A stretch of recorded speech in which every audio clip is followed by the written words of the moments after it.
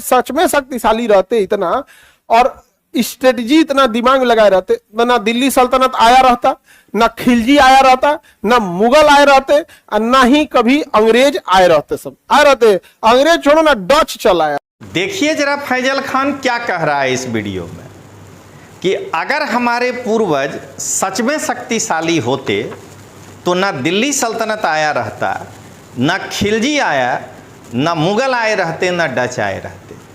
मैं सबसे पहले तो इसके ज्ञान पर प्रश्न चिन्ह उठा रहा हूं कि इसको इतिहास नहीं मालूम है, ये टीचर बनता है ये चोट्टा कहीं का। अरे बेहुद्दा, दिल्ली सल्तनत के अंदर न खिलजी आता है।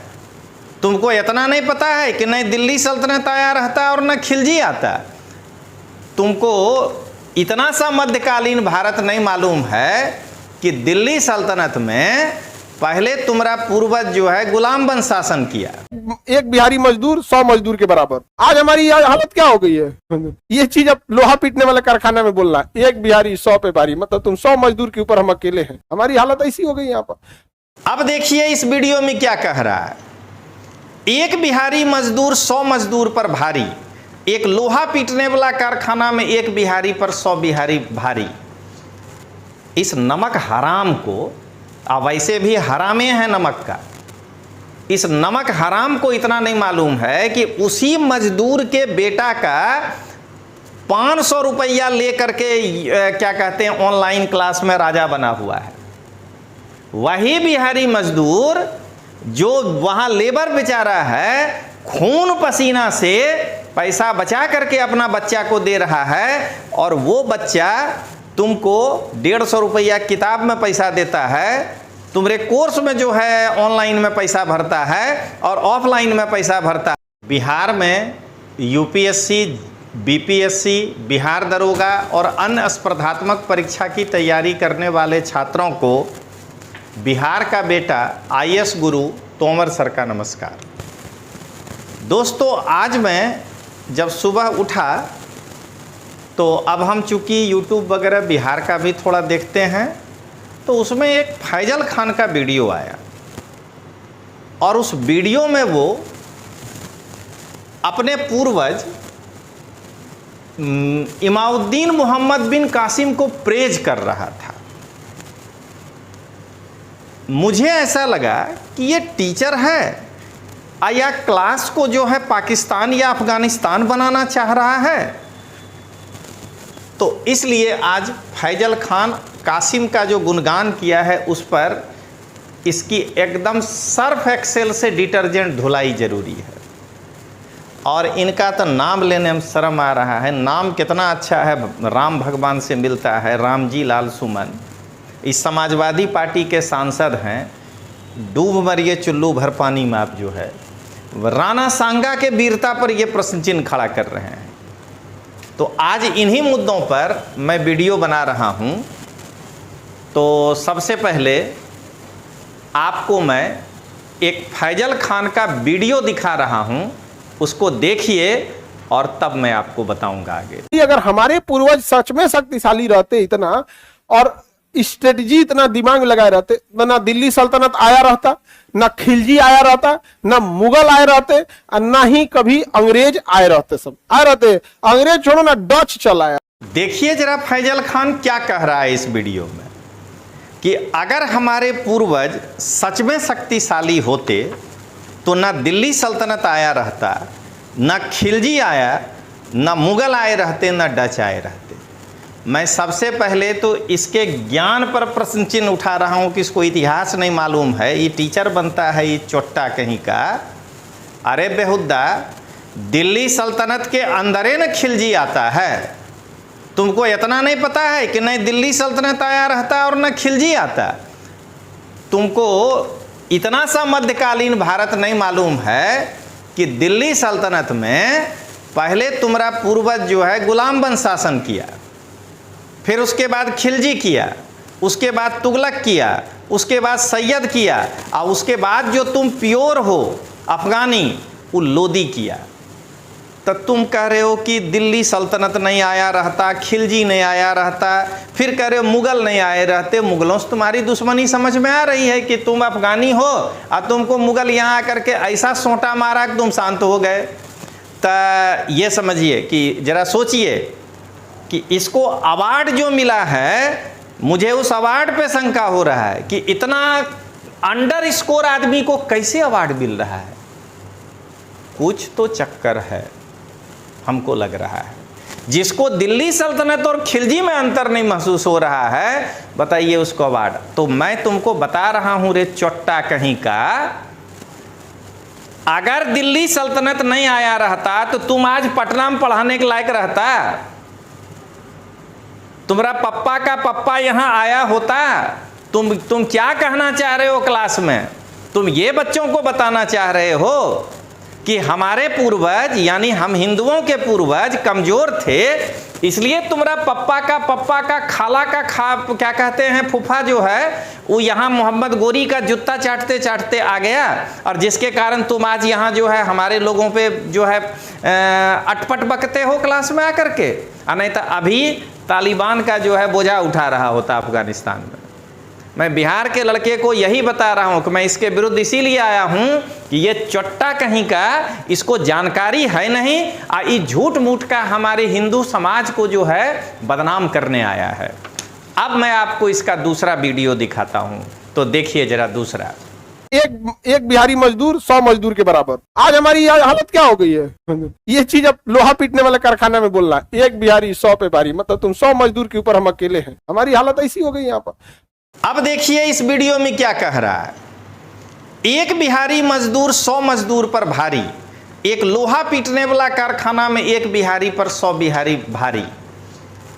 इस नमक हराम को, वैसे भी हरामे है नमक का, इस नमक हराम को इतना नहीं मालूम है कि उसी मजदूर के बेटा का 500 रुपया लेकर के क्या कहते हैं ऑनलाइन क्लास में राजा बना हुआ है।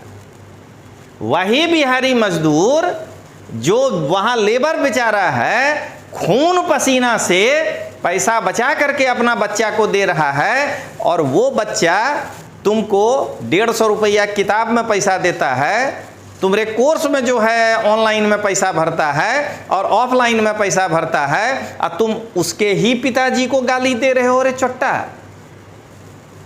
तुम कहां से आए हो? तुम क्या सोचे हो कि तुम हम लोगों को ये समझे हो कि हम बिहारियों को समझ में नहीं आता है? एक बिहारी सब पे भारी, मतलब तुम क्या कहना चाह रहे हो कि हम बिहार का आदमी जहां गए हैं सब मजदूर हैं लोहा फैक्ट्री में? बेहुद्दा कहीं का तुम, कहीं जो है बदतमीज इंसान जिसका कि ना पूर्वज मालूम है कि अफगानिस्तान के कौन गांव से है, वो चोट्टा हमको कल्चर सिखा रहा है। तुम यही कहना चाह रहा है रे कि हम बिहारी जो है केवल लोहा फैक्ट्री में जो है मजदूरी करते हैं? हम बिहारी IAS भी बनते हैं, तुमको ही नहीं दिखाई दे रहा है रे? बदतमीज इंसान कहीं का।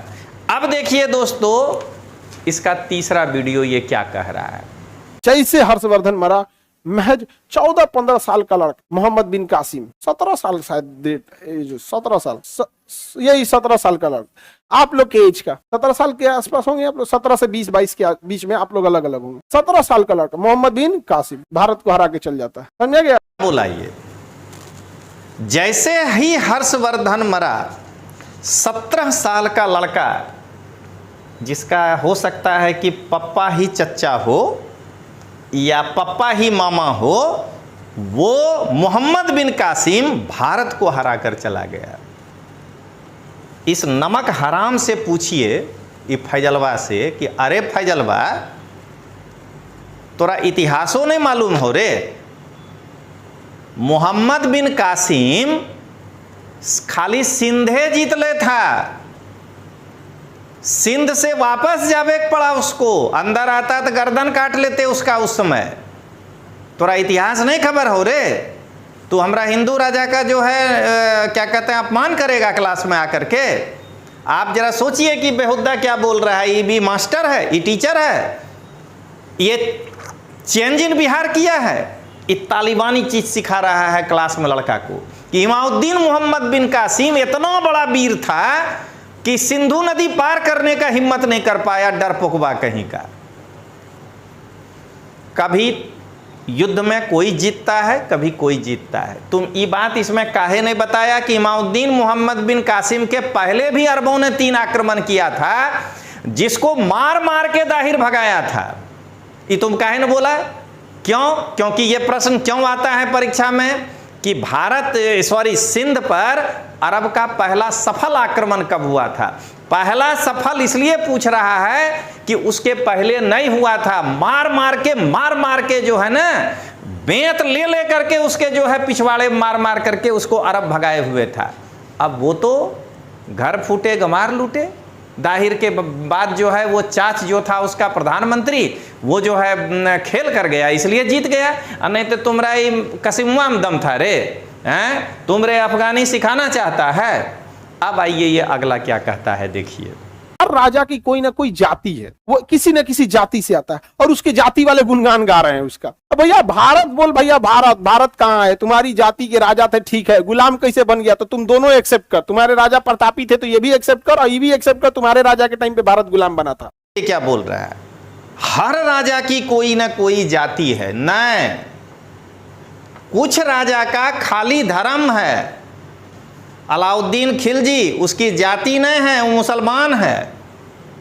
मोहम्मद बिन तुगलक, उसकी जाति नहीं है। अजाति बोलोगे तो इस्लाम के विरुद्ध हो जाओगे, ध्यान रखना। वो मुसलमान है। हर राजा की जाति नहीं होती है रे बेहुदा कहीं का। कहता है तुम एक्सेप्ट करो कि तुम्हारे राजा प्रतापी थे तो उन्हीं के कारण देश गुलाम हुए थे। इस चोट्टा को बताइए सबसे पहले आप लोग इतिहास कि हमारा देश किस सेंस में तुम पहले बताना चाह रहा है कि गुलाम हुआ है। इसका मतलब कि पहले तुम ये बताना चाह रहे हो कि गोरी के आक्रमण के कारण मेरा देश गुलाम हुआ है। तुम बाबर के समय के आक्रमण को बता रहे हो, मतलब तुम अपने पूर्वज को जो है बढ़ा चढ़ा के बोल रहे हो। तुम्हारा मना इसका मना तुम्हारा औरंगजेबा बहुत तगड़ा था। जीत और हार की बात अलग है, लेकिन बेटा हम तुमको अब बढ़िया से बताते हैं। अरे बेटा फैजलवा, जब ऊपर जाओगे तो एक बार गोरी से पूछना कि पृथ्वीराज चौहान क्या हाल किया था। जब तराइन के पहला युद्ध में माथा पे सिर लेके भागा था, वो दिन भूल गया रे? ये तो युद्ध है, हो सकता है कि थोड़ा सा स्ट्रेटजी में कमी हो गई जिस कारण से दूसरी बार हार गए। आप पहली बार गोरिया को ऐसे पकड़ के गुजराते के बाघेला बांस जो मारा था तड़ातड़, रूल भूल गया जिसमें गोरी भागा था यहाँ से? तुमको इतिहास तुम पढ़ाने चला है रे, हैं? तुमको इतिहास मालूम है? अभी सुनिए दोस्तों, क्या कह रहा है, तुम क्या बताना चाह रहा है कि हम उस वे में गुलाम हुए हैं। और अगर तुम ब्रिटिश की बात कर रहा है तो तुम सबसे पहले बोलो कि तुम्हारा पूर्वज, मेरा नहीं है वो पूर्वज, ध्यान रखना रे चोट्टा फजलवा, तुम्हारा पूर्वज है वो, मेरा नहीं है। तुम्हारा पूर्वज सिराजुद्दौला के समय धोखा दिया था मीर जफरबा, आकि वहां कोई हिंदू राजा आया था। ये बताओ पहले तुम। जब हमारा मराठा लड़ रहा था अंग्रेजों से, आंग्ल मराठा 1 2 3, तब तुम्हारा पूर्वज जो दक्कन में बैठा था निजम्मा, क्या कर रहा था? वो अंग्रेज के साथ बाहों में बाहें डाल करके जो है क्या कर रहा था ये बताओ ना? हनीमून मना रहा था। कौन किया है धोखाबाजी, जरा ये बताओ। आई टिपुआ फ्रांसीसियों के गोद में बैठा हुआ था। तुम किसकी बात कर रहा है कि कौन हमारा जो है राजा धोखा दिया है? तो दोस्तों एक फेज था ये। अब जरा समझिए, ई रमन साहब को, ई रामजी लाल साहब को, अरे इसका मान लेते हैं कि इसका डीएनए अफगानिस्तान में है, तो इसको बार बार अफगानिस्तान याद आ रहा है। अरे आप तो यहीं के हैं।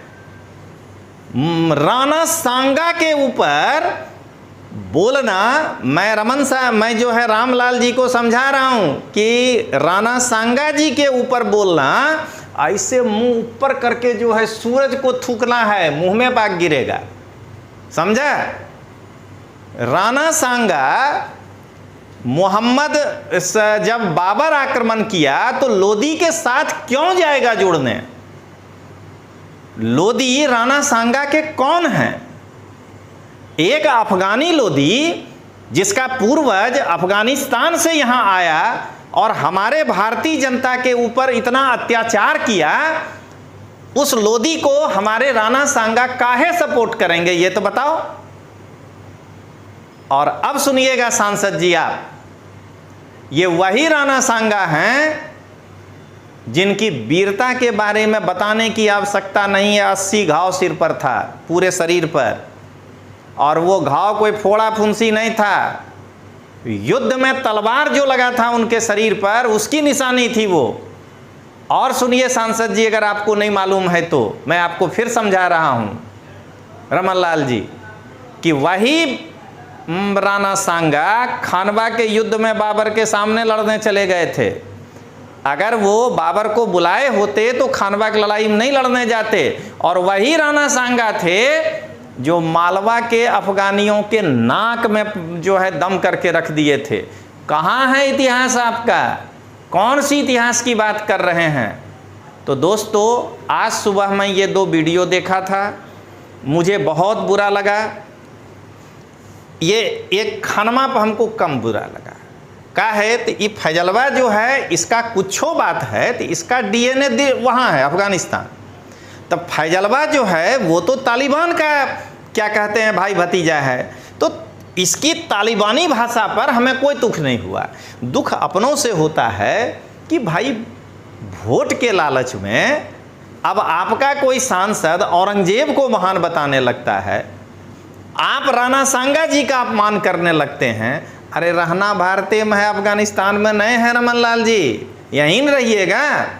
तो थोड़ा सा सोच समझ करके स्टेटमेंट दिया कीजिए। तो चलिए दोस्तों, मिलते हैं अगले वीडियो में, तब तक के लिए जय हिंद, जय बिहार।